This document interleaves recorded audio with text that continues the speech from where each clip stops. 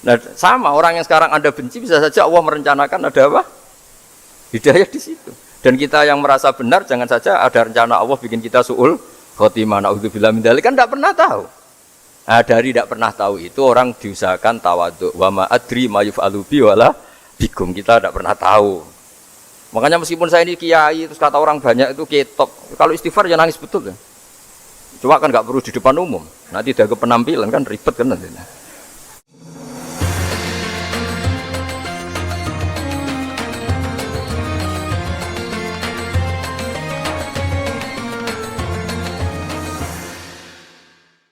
Bismillahirrahmanirrahim. Alhamdulillah rabbil alamin wassalatu wassalamu ala asyrofil mursalin sayyidina maulana Muhammadin wa ala alihi wa sahbihi asmin amma ba'du.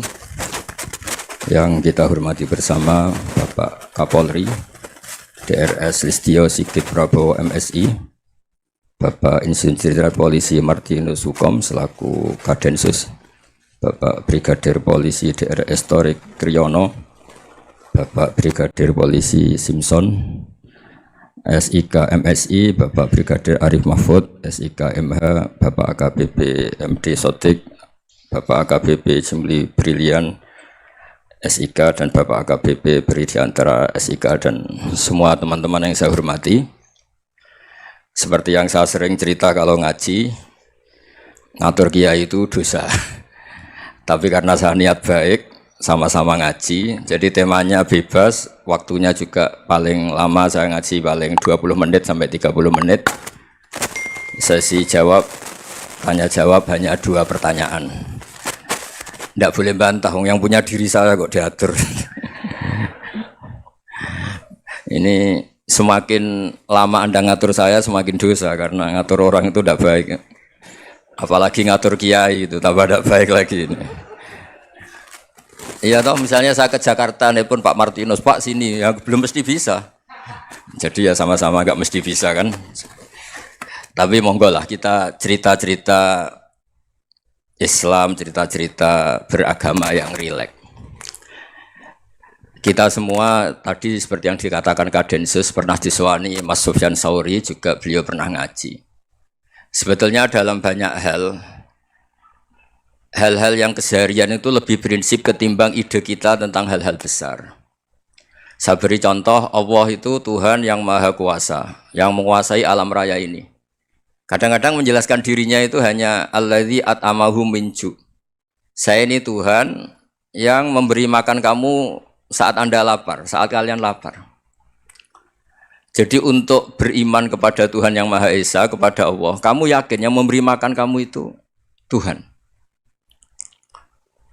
Apapun kecewanya Anda terhadap tetangga, terhadap negara, terhadap mertua, terhadap istri, itu kecewa Anda tidak akan mati. Tapi kalau tidak makan itu mati. Sehingga Allah mensifati dirinya kadang pakai keseharian. Alladzi at'amahum min ju'. Tuhan itu siapa? Yang memberi makan kamu ketika lapar. Tapi kamu untuk syukur itu nunggu punya istri cantik, neriman, gampang diatur, membolehkan poligami. Terus 4 istri itu neriman semua, loyal semua, itu sombong betul. Mau syukur saja kok repotnya seperti itu. Jadi mau syukur ya ada makanan dimakan. Itu kalau ngantuk ya tidur. Ayatnya wa min ayatihi manamukum billaili wan nahar. Maksud ayat Allah itu tidur. Nah keangkuhan-keangkuhan ini yang menjadikan kita itu jadi repot hidup. Wong untuk syukur kok nunggu tadi. Mertua baik, tetangga baik, istri baik. Apa saja di sekelilingnya harus baik.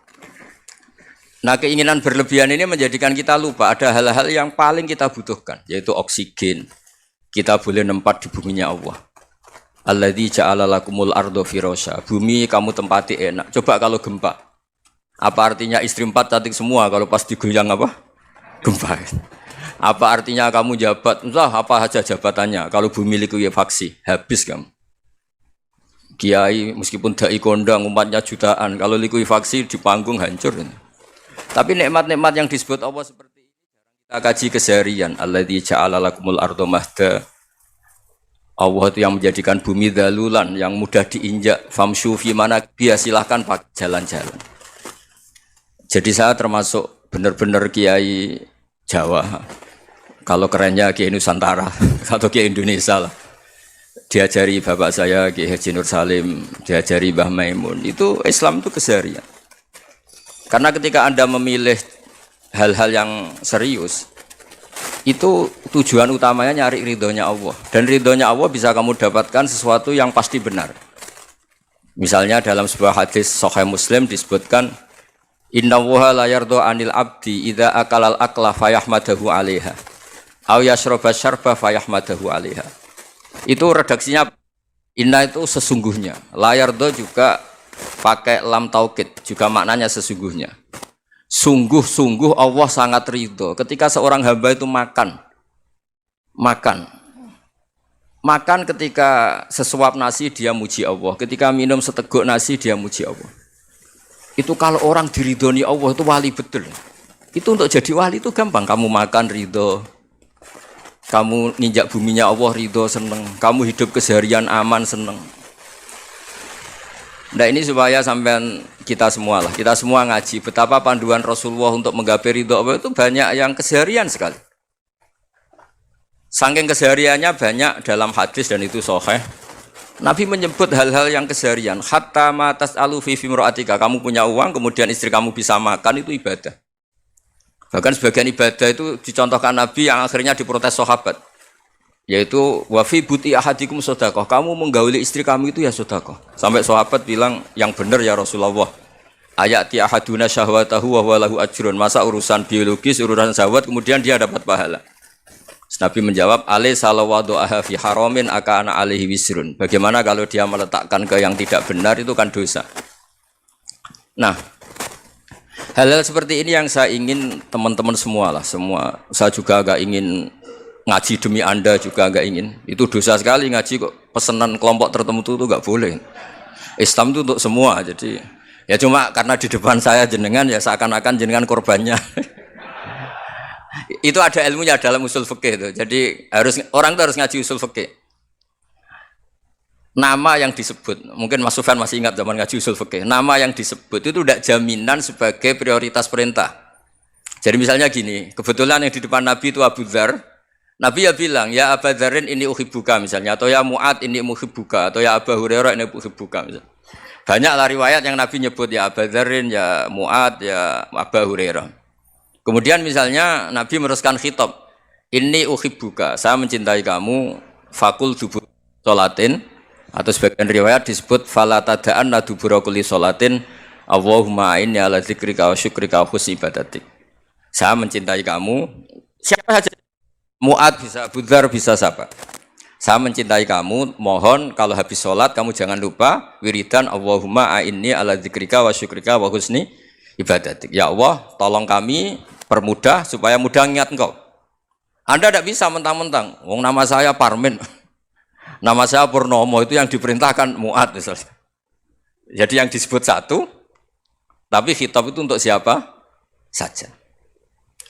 Saya teruskan ya. Jadi saya mohon semua kita melakukan kebaikan itu, kalau dalam kaidah fikih disebut al yakin la yuzalu bisyak. Banyak kebaikan yang kebenarannya itu 100%. Tidak punya efek samping ke pihak lain, ke kelompok lain, ke komunitas lain. Yaitu tadi misalnya Anda makan, dan itu murah sekali, hanya butuh satu piring. Setiap punyaan kamu muji Allah, setiap minum kamu muji Allah. Itu redaksinya Rasulullah SAW disebut, Allah sangat ridho ketika seorang hamba makan, kemudian dia memuji Allah. Atau minum, kemudian dia muji Allah. Logikanya gampang, negara seperti ini yang kamu harapkan bentuknya kayak apa, mertua, ipar, komunitas, tetangga, itu nyata terjadi itu kan belum pasti. Sementara yang mesti terjadi adalah kamu butuh makan, kalau tidak mati. Butuh minum, kalau tidak mati. Butuh bumi yang nyaman ditempati, kalau tidak kita juga mati. Sebab itu Allah kalau menyebut nikmatnya itu hal-hal yang keseharian. Alladzi at'amahum min ju'. Allah itu siapa? Allah itu yang menciptakan kamu bisa makan. Tidak berlebihan, Allah itu yang menciptakan kondisi sosial itu ideal. Zaman Nabi itu ya ada orang munafik. Orang-orang pilihan Allah itu juga diuji orang sekelilingnya yang macam-macam. Semua diuji sesuai konteks zaman dan waktu. Nah, tapi ada ibadah-ibadah yang selalu disarankan Nabi. Sampai Nabi itu pernah ditanya, ayul Islam ya khairun ya Rasulullah, Islam terbaik itu gimana? Jawaban Nabi itu unik. It'amut to'am. Islam terbaik itu ya makan-makan, santai-santai. Ketika Allah menyebut beberapa kebaikan, falak tahamal akobah, wa ma adrokan apa? Mal akobah. Terusannya apa? Fakku rokobah. Terusannya apa? Au it'amun fiyaumin di masgubah. Ya itu acara makan-makan itu juga Islam. Kenapa? Ya bayangkan kalau tidak ada makanan, kita mati kan? Kondisi sosial tidak ideal itu Anda masih gak apa-apa. Tapi kalau Anda tidak makan, Anda tidak minum, kamu punya istri cerewet masih bisa hidup, punya mertua cerewet masih bisa hidup. Tapi kalau tidak makan bisa mati. Berarti penting mana istri sama makan? Penting mana? Makan. Semoga istri Anda dengar. Nanti kamu disuruh makan tapi pulang deh. Itu kalau dibahasakan makan masih memahami. Penting mana nasi satu piring dengan istri. Nggak ada nasi mati, nggak ada istri belum mati. Penting mana? Gak berani jawab kan? Nah, ternyata Anda ada garang kan di depan istri. Jadi saya mohonlah, mungkin Mas Sufyan Sauri tadi yang bisa bantulah. Teman-teman tuh ngaji yang keseharian saja. Karena kita nyari ridha Allah itu berdasar firman Allah. Dan firman Allah itu menyebut keseharian tuh riang, gampang. Yaitu tadi misalnya wa min ayatihi manamukum billaili wan nahar. Termasuk ayat-ayat Allah itu kamu tidur. Maka dulu itu ada guyonan, ada tokoh Mu'tazilah, kelompok dalam Islam yang berpikir manusia itu bisa menentukan ikhtiarnya sendiri.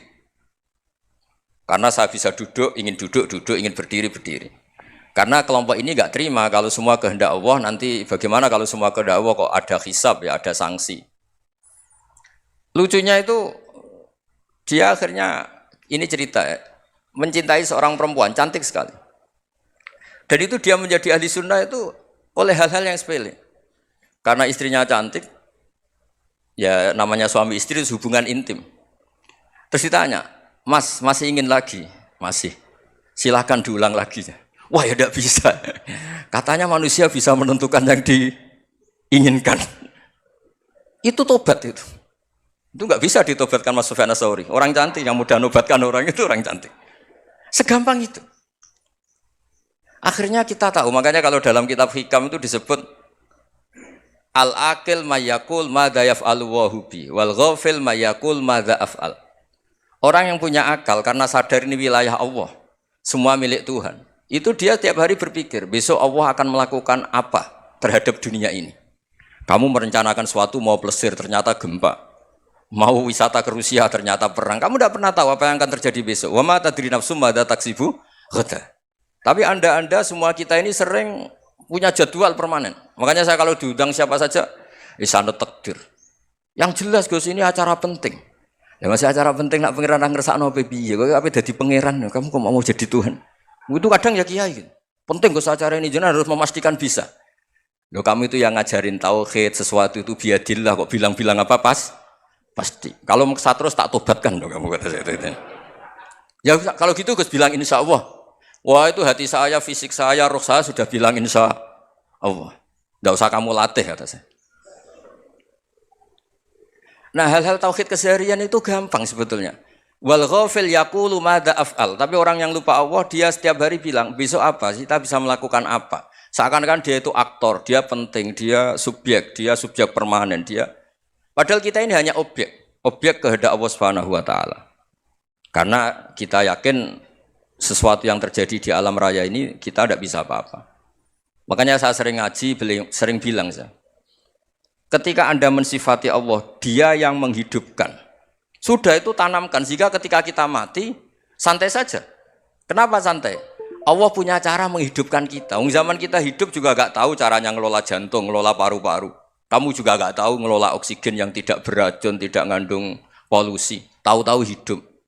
Gak ingin tua ya tahu-tahu tua, gak ingin mati tahu-tahu mati. Selama ini kita hidup juga gak tahu apa sebetulnya. Hanya gaya tok, punya jadwal, punya planning. Kalau kamu bisa menentukan pilihan Anda, pasti Anda istrinya cantik, 4 neriman semua, kona'ah semua. Nyatanya enggak kan? Ada 1 jelek, cerewet. Wah itu kan, nyatanya enggak bisa apa-apa Anda kan? Dan kamu bawa mati lagi. Nah, itu kan, istri Anda juga gitu, punya keinginan, punya suami yang ganteng, yang jabat, yang neriman, yang enggak poligami. Ya enggak kesampaian juga. Kalau kita ngitung tingkat kegagalan kita itu gagal terus. Ya kan? Nah, terus ingat Allah, madza yaf'alu wa bi. Orang yang punya akal selalu berpikir Allah itu menghendaki apa terhadap saya. Lalu sama-sama orang itu. Ngelihat orang yang serius, itu kata Anda itu pemikir berat, serius. Senang punya tokoh yang merengut karena kamu anggap serius. Tapi sebagian orang anggap orang yang serius itu wong merengut, wong masam, wong muka kok ditekuk. Jadi sama itu hati ya muqallibal qulub tsabbit qalbi ala dini, karena kita enggak tahu cara berpikir kita tentang orang lain, tentang sekeliling kita. Misalnya kita orang baik yang jenis ngrumat fakir miskin. Ada orang bangun masjid mewah itu janggal. Apa artinya masjid mewah kalau banyak orang kelaparan? Tapi kalau yang jenis pendidikan apa artinya masjid mewah kalau tidak bisa ngaji? Nanti yang jenis infrastruktur apa artinya ini kalau semuanya punya sudut pandang yang berbeda-beda. Dan Islam mengapresiasi semua kebaikan. Tapi katakan semua kebaikan itu adalah kehendak Allah Subhanahu wa taala. Karena apapun baik Anda itu pakai fasilitas yang diberikan oleh Allah Subhanahu wa taala. Sehingga ini yang disebut kulillah sumadarhum fi khawdihim yal'abun. Ya kembali tadi ke tema-tema bahwa keseharian Anda ini sudah Islami. Saat Anda tidak bisa melakukan apa saja. Saya sering ada jenazah, biasanya kalau tetangga meninggal saya sering disuruh ngelepas. Saya bilang orang ini baik. Karena sering ngelamun di rumah, sering nganggur di rumah. Ditanya sama anaknya, kenapa Gus nganggur baik? Ya kalau dia nganggur artinya juga agak berbuat sesuatu yang maksiat kan? Ya kan? Orang nganggur di rumahnya ya tidak bunuh orang, tidak maling, tidak korupsi, ya namanya nganggur di rumah. Lah cuma istri cara pandang nganggur gak menghasilkan uang gitu. Tapi juga gak menghasilkan kriminal kan? Jadi sebenarnya Islam itu makanya kalau sampai ngaji usul fikih itu ada kitab usul fikih namanya Lubul Usul, itu terkenal sekali di pesantren itu. Itu kalau ngapresiasi keseharian itu luar biasa.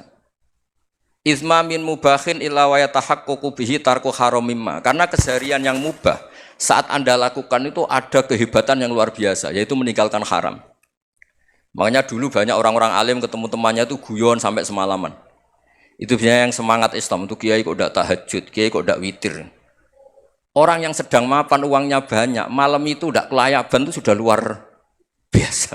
Melawan nafsu supaya tidak maksiat itu sudah luar biasa. Supaya lupa guyon sama temannya semalaman sampai subuh. Gejolok-gejolokan ngenang zaman miskin, zaman kuliah nggak jelas, zaman apa. Melihatnya jangan tarkut tahajud. Seperti ini meninggalkan tahajud, tapi meninggalnya ini talkul muharramat. Jadi kayak apa hebatnya? Sehingga Imam Ghazali punya riwayat yang agak unik.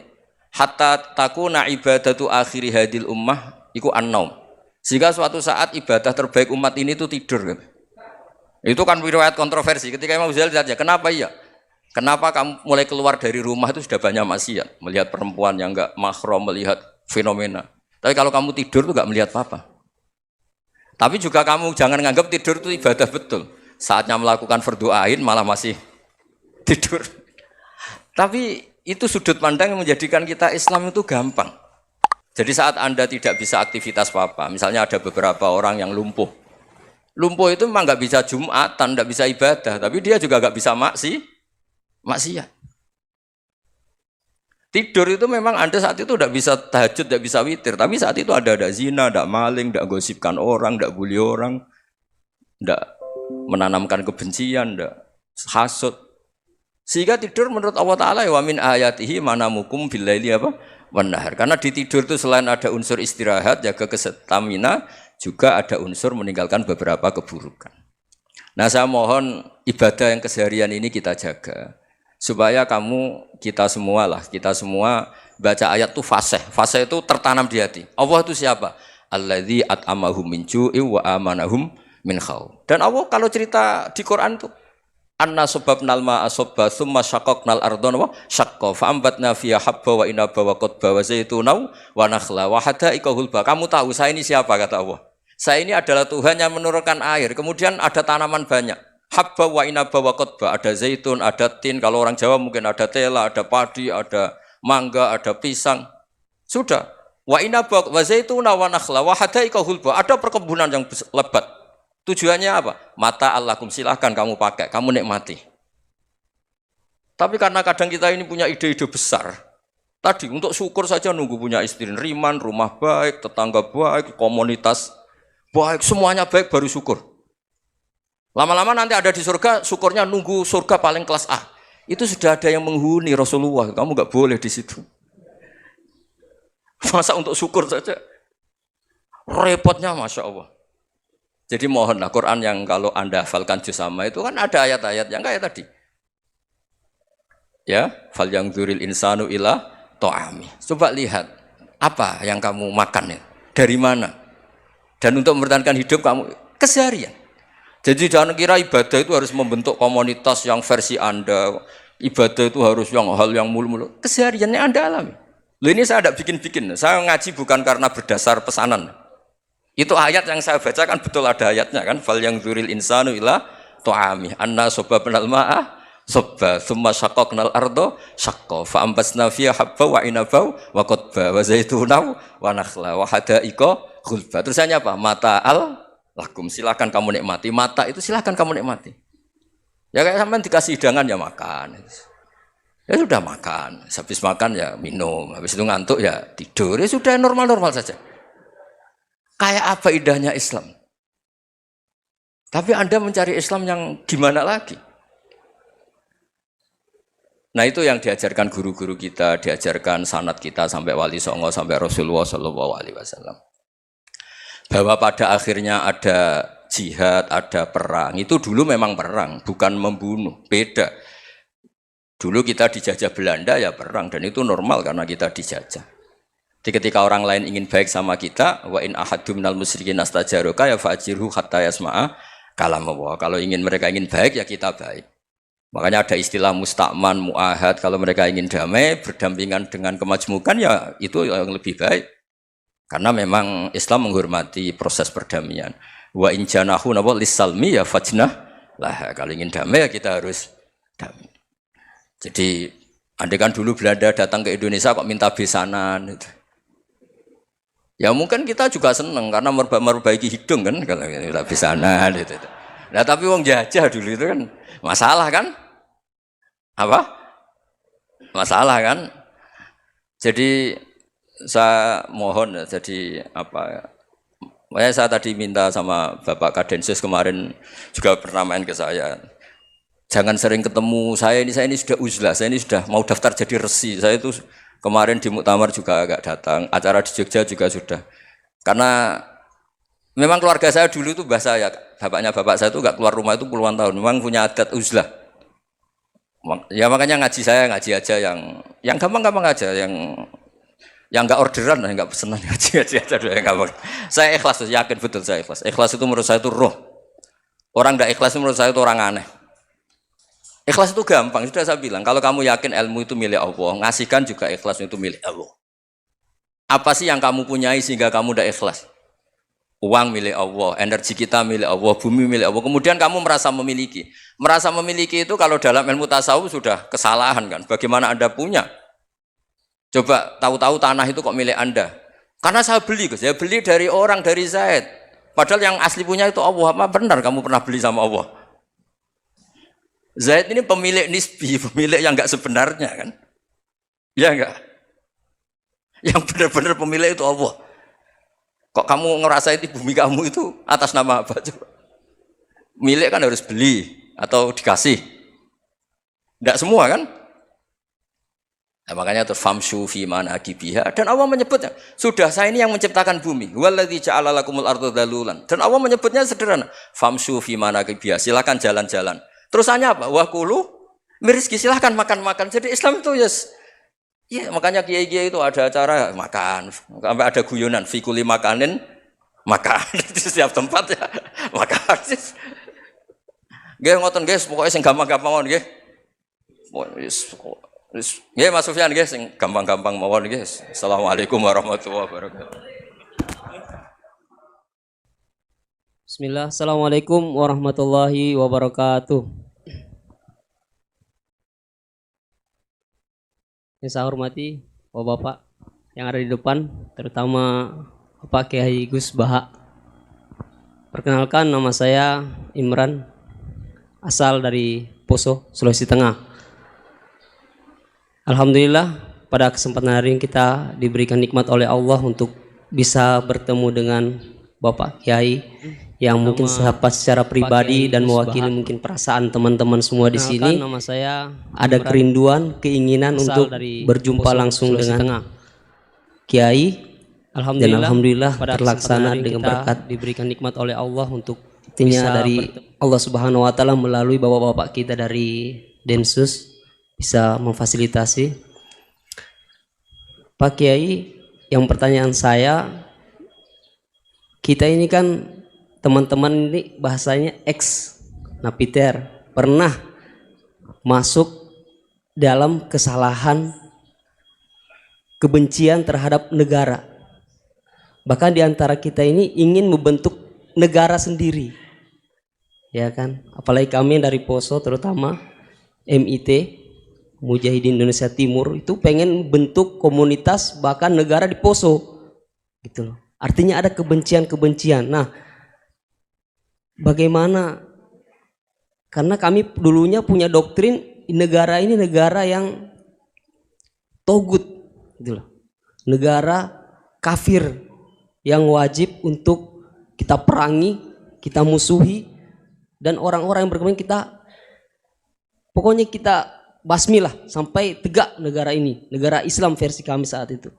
Nah, mungkin ada pesan atau ujangan nasihat untuk kami ini untuk semakin kuat, ataupun ada kisah-kisah ataupun ayat-ayat yang menjelaskan bagaimana kita itu harus sungguh-sungguh mencintai negara kita yang kita cintai ini.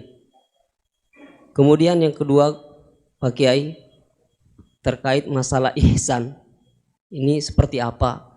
Karena mahwal Islam, mahwal iman. Nah, ihsan ini kita mungkin yang belum terlalu kami pahami apa itu ihsan yang kata Nabi anta'budullaha ka'annaka tarahu fa illam takun tarahu fa innahu yarak. Mungkin ada penjelasannya Pak Kiai, Gus. Mungkin hanya ini yang dapat saya sampaikan. Assalamualaikum warahmatullahi wabarakatuh. Bismillahirrahmanirrahim. Ya, yang rileks saja ya.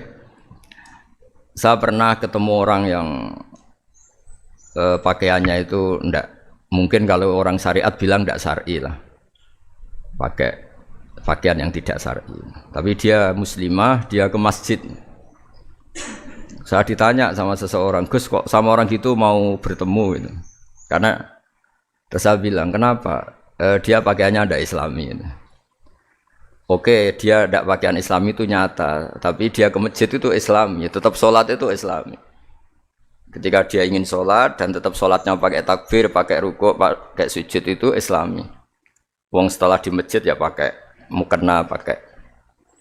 Kalau sama-sama nyata, Anda kan boleh ngingat sama-sama yang fakta gitu. Dia punya kesalahan dalam berpakaian, dia punya kebenaran dalam sujud, dalam rukuk, dalam ibadah.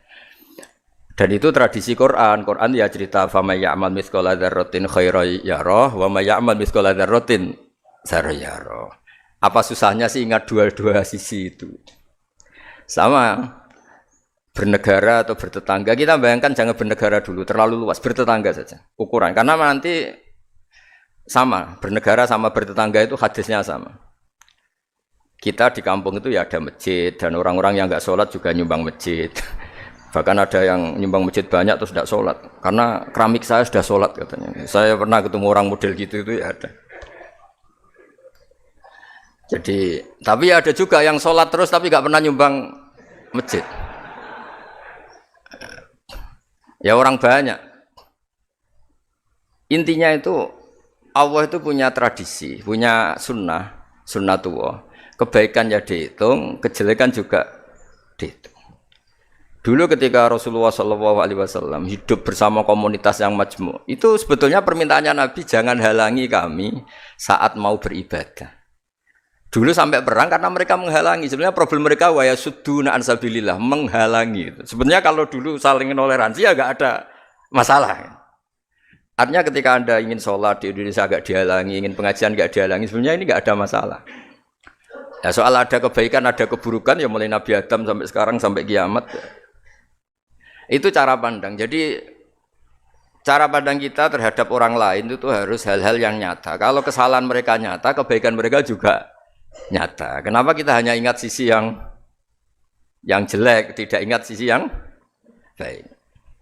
Saya sering cerita ke santri-santri saya, bahwa setiap saya pengajian diundang orang di mana-mana itu saya mesti istighfar.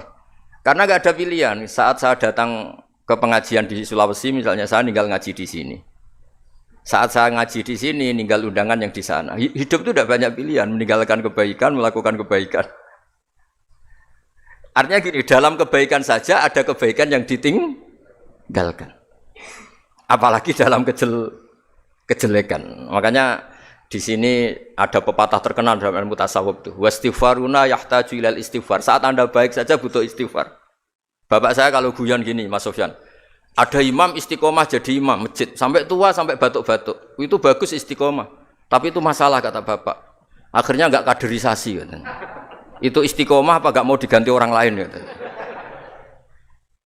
Ada kiai dai di mana-mana.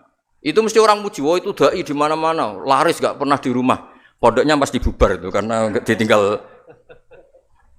Jadi kebaikan seperti ada orang sering sowan kiai. Wah, itu malah lebih masalah lagi kan. Kadang kiainya pas istirahat, yang disalamkan template uang jatah susu anaknya. Hari itu waya tagihan malah lari sowan kiai. Nah, harusnya di rumah ada fardu ain tagihan listrik entah apa.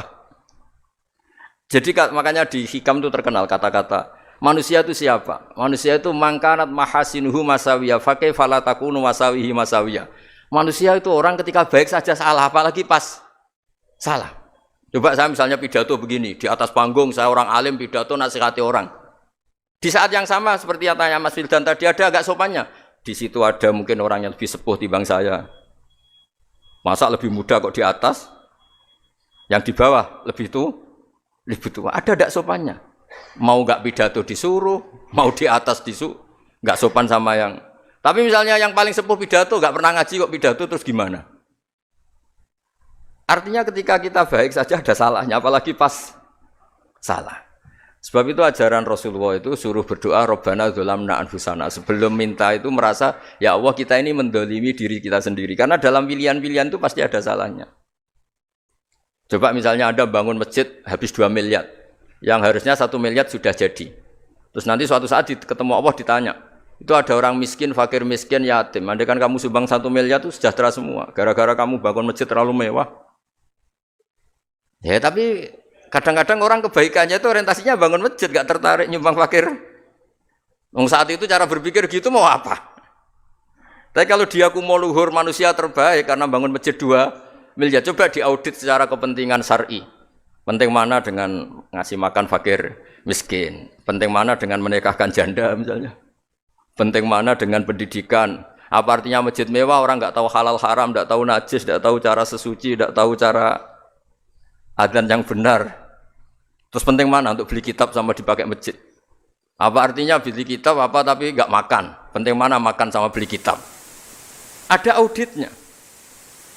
Makanya manusia itu ketika baik pun disuruh istighfar. Apalagi ketika salah. Nah dengan perasaan seperti itu kebencian pada orang lain luluh karena potensi baik pada orang lain ternyata tinggi. Dan potensi salah ke kita juga tinggi. Nah dilatih gitu. Jadi di Ihya itu ada kitab tawadhu. Kitab tawadhu itu dilatih. Ketemu orang tua. Huwa aksaru ibadatan. Dia mesti ibadahnya lebih banyak karena lebih tua timbang saya. Pasti sholatnya lebih lama timbang saya. Ketika Anda sudah tua melihat anak-anak, huwa aqallu minni maksiatan. Mesti maksiatnya tidak banyak karena masih kecil. Terus ketika melihat orang fasik maksiat, la'alla wa yatubu alaih fa inna wa tawwabur rahim. Mungkin Allah memberi tobat, bisa saja. Umar itu ingin bunuh Nabi, tapi Allah memberi tobat. Yang sowan kiai saja tidak mesti dapat tobat. Umar ingin bunuh Nabi, tapi Allah memberi tobat. Akhirnya ya tobat jadi Islam yang baik. Dalam sejarah Wali Songo, Kalijogo sowan Sunan Bonang itu ingin garong, tapi malah jadi muridnya jadi wali. Kalau Allah sudah menghendaki tidak ada ya. Perang Uhud orang Islam kalah itu karena panglimanya siapa? Khalid bin Walid. Tapi dia malah yang dapat hidayah. Nah sama orang yang sekarang Anda benci bisa saja Allah merencanakan ada apa? Hidayah di situ. Dan kita yang merasa benar jangan saja ada rencana Allah bikin kita su'ul khotimah. Na'udzubillah min dzalik, kan tidak pernah tahu. Nah, dari tidak pernah tahu itu orang diusahakan tawadhu. Wa ma adri ma yuf'alu bi wala bikum, kita tidak pernah tahu. Makanya meskipun saya ini kiai, terus kata orang banyak itu ketop. Kalau istighfar ya nangis betul ya. Cuma kan nggak perlu di depan umum. Nanti dia ke penampilan kan ribet kan nanti. Sudah nangis, nggak ikhlas, nggak mutu. Ya gitu ya. Yang Mas Wildan tadi apa pertanyaannya? Diulang. Selain masalah akhlak tadi. Tentang bagaimana cara kita bersaudara tanpa memandang kepentingan duniawi. Nah ya makanya tadi saya bilang bernegara itu pakai hadis, misalnya Nabi pernah ngendikan kamu itu punya 3 tetangga, yang satu punya 3 hak, yaitu dia tetangga kamu, dia seagama kamu, dia sesaudara kamu. Jadi ada 3 hubungan, seagama, sesaudara, dan tadi apa? Dia tetangga kamu, dia seagama dengan kamu, dia masih kerabat kamu. Terus ada tetangga yang punya 2 hak, yaitu dia tetanggamu seagama dengan kamu tapi tidak sekeluarga dengan kamu. Terus ada tetangga yang punya 1 hak, dia tidak keluarga kamu, dia tidak seagama dengan kamu tapi tetap punya hak karena itu tetangga kamu. Dan itu kata Nabi semuanya berhak kamu baikin karena ada hakul jar. Makanya dulu doa ada bil kubri itu ceritanya sederhana. Ada seorang perempuan Yahudi ya, sowan Sayyidah Aisyah. Kalau sowan ya dikasih uang sama Sayyidah Aisyah. Padahal Yahudi ya. Ketika dikasih uang, terus si Yahudi tadi, semoga engkau diselamatkan dari siksa kubur. Zaman itu Sayyidah Aisyah belum dengar hadis tentang siksa kubur. Setelah Rasulullah datang, saya tadi diminta didoain, ya saya terima karena saya enggak percaya. Terus Nabi ngendikan itu benar adanya siksa kubur. Ketika komunitas Yahudi di Madinah itu puasa Asyura, Nabi coba tanyakan mereka, kenapa puasa Asyura? Padahal orang Yahudi. Oh, terus setelah ditanya, Yaumun najjawahu fihi Musa, itu hari di mana Allah menyelamatkan Nabi Musa, kata orang Yahudi. Terus kata Rasulullah, nahnu ahaqqu bi Musa, saya juga berhak menghormati Musa. Kemudian Nabi puasa.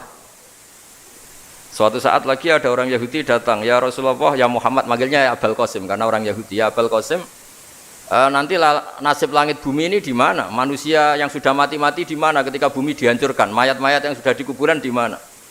Terus orang Yahudi tadi bilang, Inna woha wadu as-samawati ala dzih wal arodina ala dzih. Soalnya Allah itu bisa saja mengelola langit bumi yang sudah hancur gini-gini. Nabi itu tertawa-tawa. Dalam sebuah riwayat disebut hatta badat nawajidu, tertawanya Nabi itu lepas sampai giginya kelihatan. Kata rawinya tasdiqan liqaulil khabri, karena Nabi membenarkan orang Yahudi tadi. Jadi intinya dalam banyak hal itu ya dicari kesamaan. Makanya kalau interaksi dengan kelompok lain kata Nabi la tusaddiquhum wa la tukadzibuhum. Kamu jangan mengiyakan juga jangan menolak. Kamu tolak jangan-jangan pas yang sama dengan ajaran kita. Kamu benarkan jangan-jangan yang tidak sama. Ya sudah, kalau enggak sependapat ya jangan ngambil sikap. Nah, itu juga yang dipraktikkan Rasulullah SAW. Nabi yaqumu lailatan yuraddidu hadil ayat. Nabi pernah sholat 1 rakaat hanya ngulang 1 ayat. Itu aja agak selesai. Yaitu ngulang-ngulang ayat. Fa'aqulu kama qalal abdus sholeh in tu'adzibhum fa innahum ibaduk wa in taghfir lahum fa innaka antal azizul hakim. Pun Gusti kula nyerah. Semua ini hamba jenengan, monggo jenengan napakno sing duwe jenengan. Intinya itu ini wilayah jenengan, ndak wilayah saya. Nah kadang-kadang kita sebagai manusia itu jumawa seakan-akan itu wilayah kita. Kita nyiksa terserah kita, mengampuni ya terserah kita. Padahal tidak milik kita. Dunia ini milik Allah Subhanahu wa Ta'ala. Makanya yang terakhir saya ijazahkan ijazah bapak. Bapak saya itu orang hafal Quran, alim tapi lucu, senengannya guyon. Kalau ngajarkan saya tauhid, tasawuf itu gampang. Hak, kamu punya tetangga, punya Innova. Terus kamu berpikir, kamu miskin berpikir, itu pajaknya aja berapa? Kalau apa itu bannya sudah halus itu gantinya kayak apa, kalau rusak kayak apa. Terus kata bapak, orang melok duwe kok mikir, udah ikut punya kok mikir. Terus coba kamu nggak ikut punya Alphard, terus saya mikir, wah itu pajaknya berapa Pak Martinus, bisa dipakai beli motor kan, pajaknya apa? Alphard ini. Oh nggak ikut punya kok. Nah, dunia itu rawekmu, mbok pikir lah apa ono sing duwe. Maksudnya dunia itu milik Allah, apa kamu pikir itu milik yang punya gitu. Nah, itu yang dimaksud dalam ilmu tasawuf, da'it tadbir fama qoma bi ghairuk la tuqimbihi nafsak. Sudah kamu tidak usah ikut campur, itu wilayahnya Allah katanya, karena wong tidak ikut punya kok ikut mikir. Anda benci orang, benci sekali karena dia tauhid misalnya. Jangan-jangan Allah punya rencana memberi hidayah dia. Atau Allah punya rencana dari dia keluar orang-orang Islam yang soleh. Makanya ketika Malakul Jibal, ya Rasulullah saya disuruh Allah, terserah engkau. In syi'ta an udbiko alaihim al-akhshaben. Kalau engkau mau orang-orang yang mendustakan kamu saya hancurkan. Apa jawabannya Nabi? La, jangan. Bal arju ayyukhrijawah min aslabihim ma ya'buduwaha wa la yusyriku bihi syai'an, itu di Bukhari. Enggak, bisa saja sekarang dia kafir, anak turunnya jadi Islam. Dan betul. Abu Jahal punya anak Ikrimah, Abu Lahab punya anak Darrah. Walid itu musuh besarnya Nabi, punya anak Khalid. Ya sudahlah, kita selalu berharap bahwa ini wilayahnya Allah. Sudah, kita berharap agama ini bagi yang selalu punya harapan. Limangkan yarjuwaha, orang yang selalu punya harapan. Kita berharap tambah hari tambah baik, tambah damai, tambah kondusif, tambah segalanya baik. Dan saya seperti ini juga ingin ikhlas dan akan selalu ikhlas. Ya saya sering bilang kalau pejabat mau sini itu sering tak ngel-ngel. Saya ini sudah ingin Indonesia itu baik itu tanpa diminta. Kalau diminta itu malah seakan-akan saya belum melakukan. Kan? Sudah saya lakukan kok baru diminta. Karena ini wilayah kita semua, artinya ingin baik itu keinginan kita semua. Status kita. Kata Sayyid Zabidi dalam kitab Ithaf, keinginan baik itu syakhsiyatuk wa hakikatuk. Itu kamu sekali. Manusia itu kan kata Allah Ta'ala, saya pertama menciptakan manusia itu khunafa, orang yang berkeinginan baik. Baru digoda setan terus macam-macam. Jadi keinginan baik itu hakikatuk wa syakhsiyatuk. Itu kamu sekali. Ingin baik itu kamu sekali.